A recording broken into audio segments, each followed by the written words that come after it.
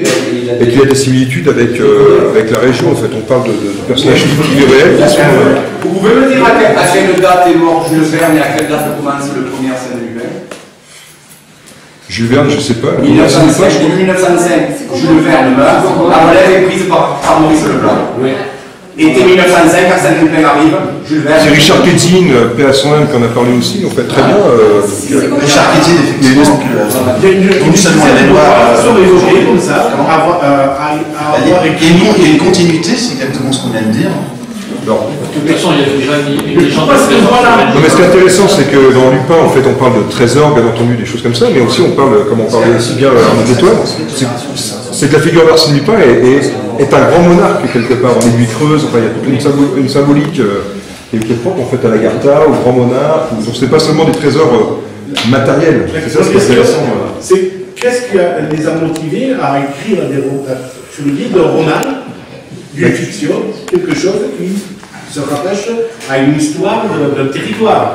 Et pourquoi ils l'ont pas fait directement? Pourquoi ils n'ont pas écrit en 1905 du côté de Razès, il se passe ceci, il se passe là. Bon, je pense. Parce que chaque fois que je te fais la contradiction que Plantar n'est pas l'initiateur du mythe, je te dis, chaque fois, il y a quelqu'un qui a demandé à la Maissonnière de redécorer l'église d'une certaine façon qui inévitablement nous fait réfléchir, nous fait se poser des questions quant au dogme catholique romain.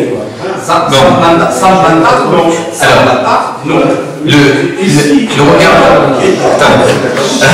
On va répondre. Il y a plusieurs questions dans la question. Sur la décoration de l'église, quand on parle aux anciens chercheurs, il est bien évident que c'est le bouquin de De Sève et donc Plantard qui a changé le regard sur la déco de l'église. Parce que jusque-là, l'église, on ne la regardait pas de cette façon-là. C'est le bouquin de De Sève qui a invité à voir dans le chemin de croix en codage. Donc, Blanc Desmans a écrit un bouquin de mémoire quand il était jeune. Il dit que dès les années 50, il y a eu un dynamiteur qui est arrivé dans la région et il s'est intéressé particulièrement au décorum de l'église. Et ça, c'est des années 50, c'est bien avant De Sève. C'est-à-dire que déjà, dans les milieux autorisés, ils se sont autorisés à venir chercher déjà. Qui est une personne. Je ne raconte, c'est pas pour le grand public. Non, mais qui est une personne qui ait pensé qu'il y avait peut-être des indices dans l'église avant Plantard, c'est possible. Mais celui qui a popularisé l'idée qu'il fallait déchiffrer le chemin de croix de la façon dont on l'a fait pendant des années, c'est Plantard. Moi, j'ai parlé à un certain nombre d'anciens chercheurs, comme Jean Brunelin, je ne sais pas s'il est toujours là, qui était là tout à l'heure, qui me l'a dit. Il m'a dit. Il est arrivé avant De Sève, le bouquin de De Sève est arrivé, il me l'a dit, d'autres me l'ont dit, ça a changé notre regard sur l'église. On était avec des pelles et des pioches, on creusait partout à tout va, avec des détecteurs, etc. Et d'un coup, on s'est dit, il faut résoudre cette énigme avec la tête. Et ça, c'est le bouquin de De Sève qui a changé. La perception du lieu. Alors, sur Arsène Lupin et les questions sur Jules Verne, etc., il est bien évident que quand on regarde le processus qui est à l'œuvre, on l'a évoqué tout à l'heure, il y a des manipulateurs au-dessus de Plantard. Plantard a été à un moment donné récupéré par des gens qui avaient déjà œuvré avant et ailleurs, et qui avaient peut-être œuvré avec Maurice Leblanc, avec Jules Verne. Pourquoi des romans et pourquoi ne pas raconter directement l'histoire de Rennes-le-Château? Là, je vais apporter ma réponse, puis Arnaud amènera la sienne. Quand on regarde aujourd'hui, si on écrit un bouquin sur Rennes-le-Château, le public que ça touche, c'est un public relativement restreint. Si on écrit un roman comme Da Vinci Code, là on touche des millions de personnes.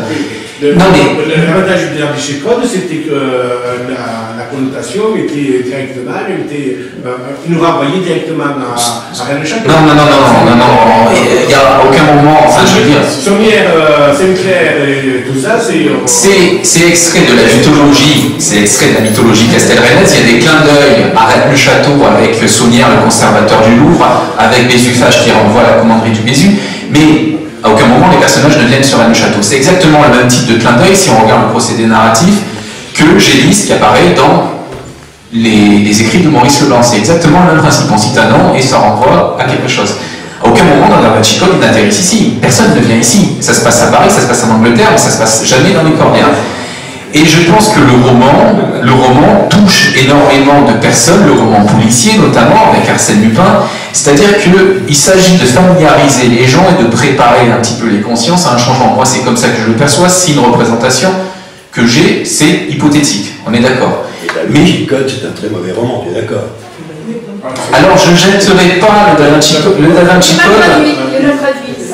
Je trouve qu'il y a quand même quelque chose dans ce texte, et l'adaptation cinématographique, moi je l'aime beaucoup. Est-ce qu'il y a une volonté derrière l'écriture de... Il y avait Féminin Sacré. Alors, il y a une volonté secrète. Il y a une volonté derrière, et c'est le meilleur roman de la contre-initiation.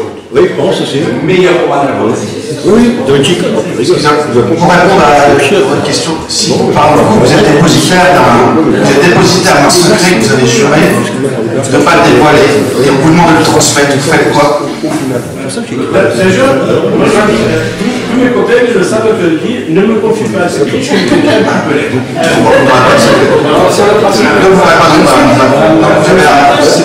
Si je dis tout de suite un secret que je ne dois pas dévoiler, si j'ai juré de ne pas le dévoiler, je ne le dévoile pas.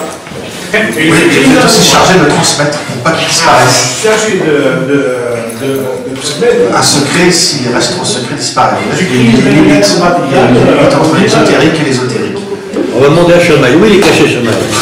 S'il te plaît. Une question. Une question pour toi. Monsieur James, j'aimerais savoir, à partir de quand vous avez travaillé sur le roman de Maurice Leblanc, Les Trois Yeux, parce que depuis le temps que je le connais, et le lien avec 813, c'était la première fois aujourd'hui que j'entendais cette réflexion, et ça m'a intéressé parce que c'était la première fois que je réentendais sortir dans cette histoire. Alors excusez-moi, j'ai peut-être fait une confusion, mais c'était un texte de Jean Parvulesco.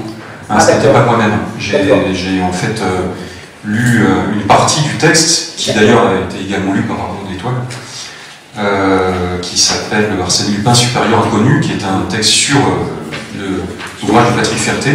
Et c'est au cours du développement de ce texte qu'il reprend plusieurs éléments d'ouvrage de Leblanc. Oui. Voilà, donc c'est Parvulesco, hein, c'est pas... Parce que Les Trois Yeux, parce que personne n'en a entendu. Et quel est le sujet des Trois Yeux? Ouais. Ah, Les Trois Yeux, c'est la machine à remonter le temps. Voilà, c'est intéressant. Voilà, il extrait simplement la phrase « J'ai ouvert une porte sur les ténèbres, et de ces ténèbres il monte des lumières imprévues. » Oui. Effectivement. Donc un voyage dans le temps, mais de quelle manière en fait? Mais bon, la lecture intégrale du texte aurait vraiment été intéressante. Moi j'ai l'habitude de faire des lectures en public. Mais ça aurait pris 1 heure. La lecture du texte complet prend 1 heure. Il y a d'autres grilles révélationnelles que celle de Rennes de Château, mais il évoque aussi le tombeau d'Arc. Il évoque Saint-Yves d'Alvèdre. Ça, je crois que j'en ai un peu parlé. C'est d'ailleurs moi ce qui m'intéresse particulièrement aussi dans la figure de Plantard, c'est la réactivation quelque part de l'idée fondationnelle du mouvement synarchique d'Empire. La Parida aussi. Pardon? Le roman La Parida. Oui. Les confidences d'Arsène Lupin sont citées également. Le marquis de Chef-Logien, enfin il évoque énormément de choses. Il parle également du serpent rouge. Et puis du mystère des mystères successifs de toutes les personnes décédées autour de cet ouvrage. Le mystère du tombeau d'Arc, etc. Donc c'est vraiment Parvulesco qui parle de ceci, qui semble-t-il connaissait assez bien, d'après ce que je disais Arnaud, Pierre Plantard, grâce à Jean-Pierre Deloup. C'est ça? Merci. Une question sans censure. Je veux connaître les relations intimes entre la déesse Isis et Plantard.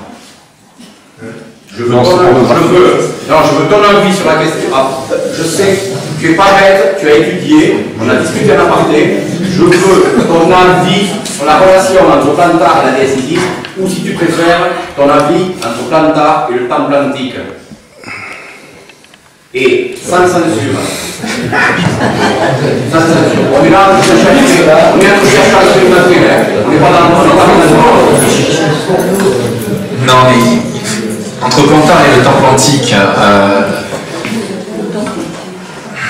il est bien évident que quand on regarde les écrits de Plantard, il revient en permanence l'idée d'un temple très ancien qui remonterait à l'Atlantide et qui se trouverait du côté de Rennes-les-Bains.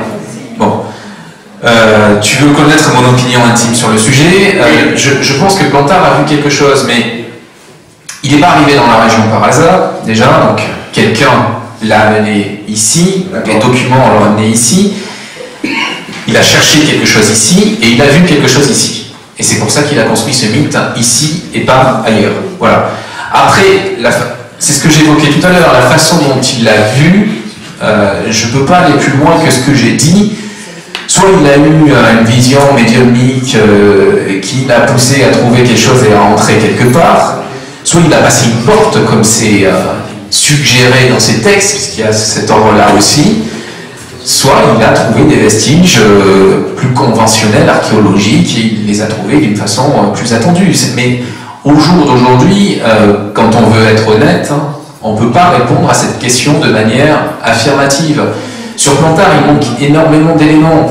Je pense qu'on ne mesure pas non plus l'ampleur de la mystification plantardienne. On focalise sur les quelques sites qu'il a réveillés comme Rennes-le-Château, mais c'est vrai qu'on a évoqué le réveil des Titans tout à l'heure, qui est un livre que Plantard a inspiré. On ne mesure peut-être pas le nombre de personnes extérieures au Cénacle qui a tourné autour de Rennes, qu'il a manipulé à un moment donné. Donc on a énormément de pièces du puzzle qui manquent pour répondre honnêtement à cette question. Alors, même si mon intime conviction, c'est quand même qu'il a touché quelque chose du doigt ici. Alors, comment qualifierais-tu les attaques de certains milieux ufologiques bien informés par rapport au livre La race fabuleuse? Ne trouves-tu pas curieux que la race fabuleuse se fait littéralement démonter par des gens qui me semblent avoir un parti pris facile? Parce que la race fabuleuse, c'est ni plus ni moins que la première arrivée des extraterrestres à Rennes-le-Château, avant que ce tour de pouce en parle. Non mais... Oui, oui, je suis désolé. Non mais on est d'accord, c'est la première arrivée des extraterrestres à Rennes-le-Château, et donc ils arrivent avec Pierre Plantard et pas avec Jean-Michel Pousse, contrairement à ce qu'on voit souvent. On est d'accord. Alors comment expliques-tu que ce soit vraiment démonté par un certain parti ufologique? Quelle partie, enfin, soit plus explicite? Les mêmes qui vont te dire que tu n'aimais pas. Ah oui, bon, d'accord. Non, mais parce que, alors là, on est... je pense qu'on est dans une volonté ici de minimiser le rôle de Plantard dans cette histoire. C'est-à-dire que la race fabuleuse, pour moi, c'est l'ouvrage qui préfigure l'énigme sacrée et qui démontre que tout ça est très bien orchestré dans le temps, qu'on dénoue un fil d'Ariane au fil des années.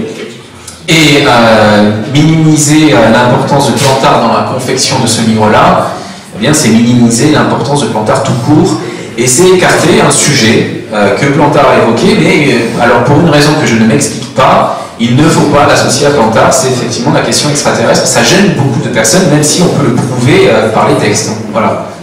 J'ai pas... Si je peux me permettre, en fait, quand c'est sorti La race fabuleuse, les extraterrestres, parce que tu as travaillé dans pas mal de revues, c'était très à la mode avec les collections Robert Laffont et autres, et je pense qu'il s'est servi aussi de ça pour parler d'autre chose. Quand on parle d'extraterrestres, peut-être qu'il voulait parler entre guillemets d'une race supra-humaine. Voilà, une lignée de sang un peu particulière, peut-être pas extraterrestre, mais dans le fond des... Peut-être, hein, je sais pas. Mais... Avec une précision qui ne manque pas de celle, c'est qu'au XVIIe siècle... Non, mais c'est pas forcément la même chose, mais je sais pas, c'est... Oui, au XVIIe siècle, un certain jésuite... Est-ce que Jésus serait extraterrestre, par exemple? Non, voilà, il y a un russe, je pense, un ufologue russe qu'on avait parlé, mais juste 2 secondes, s'il te plaît. Voilà, est-ce qu'il voulait pas parler d'autre chose? C'est comme les rois mérovingiens, on les appelle les rois fainéants. Alors dans le langage des oiseaux, on peut dire les rois fainéants, qui viennent du néant. Peut-être aussi Plantard, c'est aussi les premiers rois. Donc bon, a priori, c'est les premiers rois de France. C'est une manière un peu vulgaire de dire s'intéresser peut-être à quelque chose qui est premier. On sent antérieur. Voilà, c'est